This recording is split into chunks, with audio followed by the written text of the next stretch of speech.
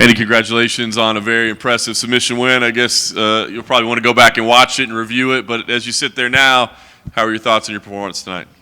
I think I had a great performance. I can't complain. Submission in the first round, no injuries, no fatigue, going home just fine, healthy, right?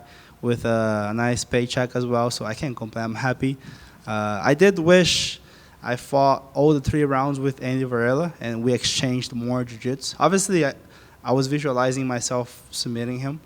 I think that's part of what we do, right? We have to visualize before we can actually make it happen. You have to see in your mind, and I do that with everything in my life. So I was visualizing like 3 rounds with a lot of jiu-jitsu exchange, fatiguing him over time, and building my submission little by little, like anaconda, and to a point where, okay, now he has to tap, right? But it actually happened the way I least expected. I did visualize that possible scenario, him trying to disengage, because he plays a lot on his knees, and he's pushing you away with his hands. He has long arms, so he's trying to like play more jiu-jitsu, keeping the distance, playing more tactical. So for that reason, I did visualize myself finishing upper body submissions, either arm bars or triangles, because when you're on your knee and you're overextending your arm, the submissions are there, And if you pull the arm back, now the legs are there. I could engage on his legs and start playing jiu-jitsu. So I did visualize that scenario happening, but it was not the main scenario. I really wanted to like get more jiu-jitsu exchange through the rounds, and then later on get a submission. But I'm happy. I can't complain. I like it. If you're facing Andy Varela, it's going to be a physical match, right? He got those warnings early.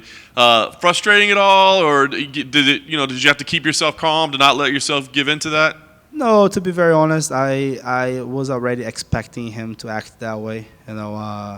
You just see his previous matches, right? That's what he does, And to be very honest, I don't like it. Like, I think it's not professional. We're not, like, go do MMA, right? Like, we're doing grappling, There's no reason to act like that. But I guess, it looks entertaining from the outside. The referee kind of allows once or twice before he actually calls for a warning. There's all of that.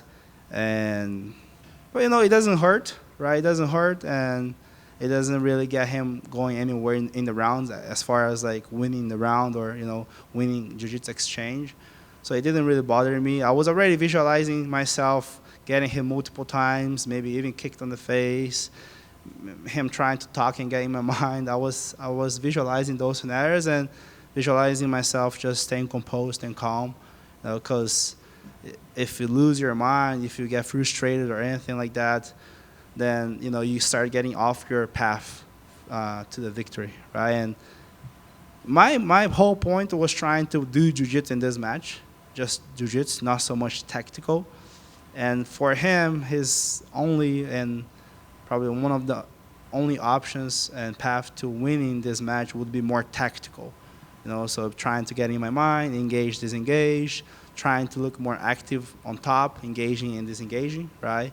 Trying to use the wall. You guys saw how like he walked over the wall and tried to backflip over me. It was not really gonna get him anywhere, but from the public eyes and maybe even the judges, it looks more entertaining. It looks more like he's leading the pace, but that's just tactics, like it's not actually jiu-jitsu. So I came into this match just trying to like do jiu-jitsu, and I'm glad I was able to do it. Nice. Once you got to the submission, you kind of had to work through a little bit of a sequence there. I mean, did you ever think on bailing on the arm, or did you know once it was locked in you were going to get there? No, I think when I first got the arm, I knew I had it, but the angle was kind of off. I got like a choi bar, right? And the angle was kind of off. He was actually doing the right thing, defending, laying down flat, cutting the angle, and turning his thumb up. If I could turn his thumb down, then I would get the choi bar, but he was doing a really good job, And for a moment, I did think about switching to the Kimura, but I thought it didn't feel tight enough. My arms were linked. If I switched to the wrist and go through, I felt like he would slip the arm out.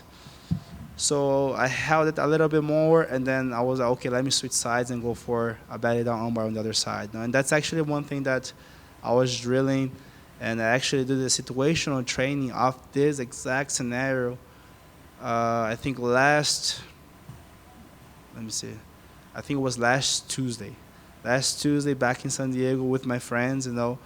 I was doing this Choi bar situational training. We started with the Choi bar, and then we tried to defend or tried to finish.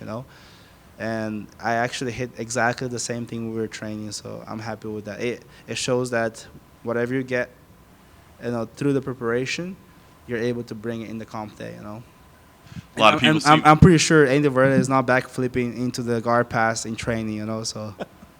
Probably not. A lot of people seem to think, hey, this should be a title-earning performance for you. So if that's the case, why are you the man to beat Andrew Tackett? Sorry, I didn't. Why would you be the man to beat the champion? Why? I think, I talked to Andrew Tackett earlier. We did a face-off. I know him and his brother for a long time. I actually fought his brother in the gi when we were like blue belts, like maybe 2017, 2016, the beginning of our career, right? And it's crazy to see, like, nowadays we're all like fighting for UFC BJJ. Like, I think back in 2017, if we fought and after the match we were talking, this didn't even cross our mind. One day fighting for the UFC BJJ. Never mind fighting for the title against Andrew Tackett, right? So it's an opportunity that I'm really grateful for. And just to answer your question, I feel like against guys like Andrew Tackett or myself or anyone who actually is well-rounded and does jiu-jitsu when they fight, it's very, very difficult to win tactically if there's no points. Let's say it was a different rule set and we had points and advantages. No, I'm not saying a specific like organization or rule set. I'm just saying if we had points, like some rule sets, then yes, you can play more tactically and win the match. But when it comes to like 5-minute round, like no points, it's just based on performance, right? 3 rounds of 5. For how long can you play tactically before like you have to engage and do jiu-jitsu, So I feel like guys like Andrew Tackett and myself or anyone who pushes the pace with jiu-jitsu, anyone who tries to do anti-jiu-jitsu, it's a difficult thing in this rule set that UFC BJJ has, And the good thing about myself, I believe, is I'm not trying to win tactically. I want to do jiu-jitsu, and honestly, in my mind, I just want to do my best, put my best jiu-jitsu out there. I want the other guy to put his best jiu-jitsu out there and make the best win. That's how I think. And that's why I work so hard daily, to make sure when we both have to put our work on the table, mine is better. That's how I see it. So nothing changes. I know Andrew Tackett is amazing. He's doing amazing in the organization, and he's building his career in the organization, right? I think he had maybe 2 title defenses already. We are very in the beginning into the organization. This is only the 5th event, and I cannot even imagine the heights the organization will take. But I can definitely see myself, flying with the organization and reaching those heights as well. So that's a match I'm excited for, and I think I have what it takes to win the match and hold the title.